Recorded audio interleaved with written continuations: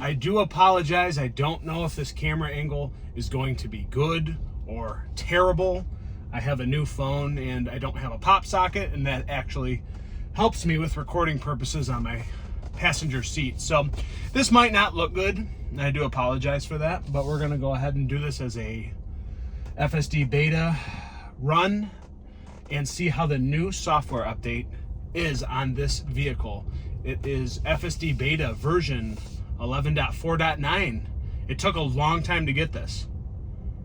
I've heard it's kind of buggy, so we'll see. I'm gonna go ahead and engage. There is no stop sign up here. We have a truck approaching, and I don't want to go. I don't know why it said that we disengaged. That's interesting. So we're gonna go ahead and re-engage. That was weird. So I don't know if that's just like a bug thing. Why is it? So guys, it's now turn right onto wow. It's not gonna let me. I'm looking. Why is this? Okay, I guess we're not going to be doing a FSD beta video, guys. I don't know what's happening here. So this is a hard run. Does this autopilot or FSD beta version think that I'm not looking at the road because of my cell phone? It's hard to say. So we're creeping. Okay. I don't see. All right, guys, we're not going to be doing a video because this might think that my cell phone is recording with my hand and my attention taken away from the road.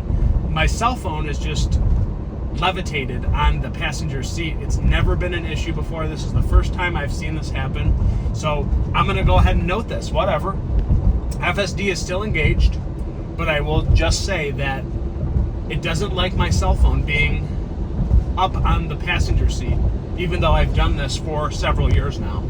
That's interesting. So, okay, maybe a little bit buggy in the software so far, at least with the front-facing camera right here. It might think that I'm not paying attention. So I'm just gonna go ahead and note that.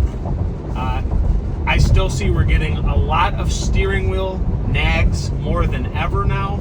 I really want Elon to update the software and get rid of that in FSD version 12, which I hear that it might be released to employees recently or coming up soon. We'll see, guys. I don't know. Not a fan of how this has gone so far, but everything's been smooth after those buggy nags about pay attention to the road. I don't know. So now there's nothing. There's nothing showcasing that issue right now, even though the phone has not moved. It's in the same place it was when I started. This is very odd.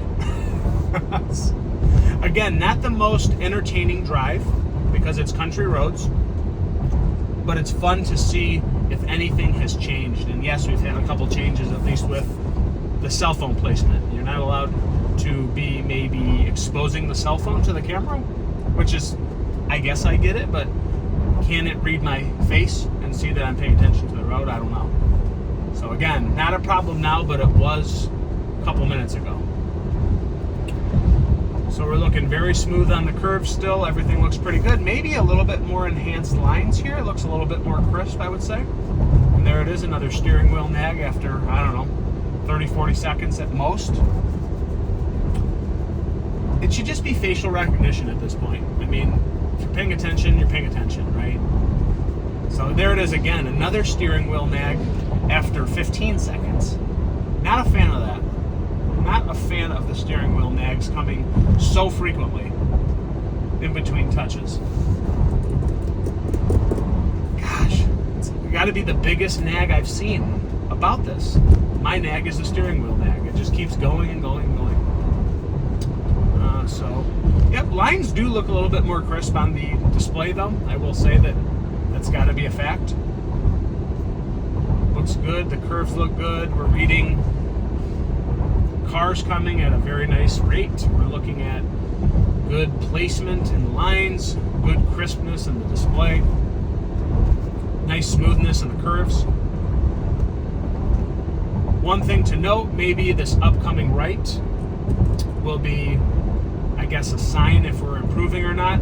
I do still prefer when this coasts into the shoulder like a normal human driver would do, so you don't block traffic behind you. So everybody behind me is going at least 55 miles per hour, which is the speed limit. And to alleviate traffic jams or bunch ups, A human driver will kind of coast into the shoulder to make a right if everything is clear, if there's no pedestrian, no bike, all that good stuff. Let's see, semi coming up. Will we still do a little shift over? Yep, it still does that little bump over to create separation from the semi and our vehicle. I like that. I've always liked that. But again, I think the coast into the shoulder is what's important. I want to see this very fluid and smooth, that transition into the shoulder, and then that nice soft right-handed turn. There's nobody behind me, so there's no reason for the car to act wacky right now. So this will be interesting. And I know, guys, not the most entertaining video. I get it. I guess the funnest part of it for you was seeing all the nags in the beginning. Really actually pissed me off a little bit. But nonetheless, we have to test the software. So I will do another run later, and maybe I'll upload that video as well at another time. But here we are into our right-handed turn here in just a moment. And let's see how fluid this is. Okay, we're braking. Okay, regenerative braking started sooner. Now will the blinker engage? You need the blinker. Blinker, blinker, blinker. Blinker's still not going on fast enough in my opinion. Maybe a little bit more quickly. Still doing a little drift to the left, which I don't like, and then it kind of accelerates quickly. Nothing improved. I don't think anything's improved on this software so far in those right-hand turns. Weird. This is an update. This is an update. So it always corrects this to 25 miles per hour. This is 55. It read it longer to be 55, but then it corrected to 25. Guys, the video's over. Not super impressed. We'll do another run. Over and out.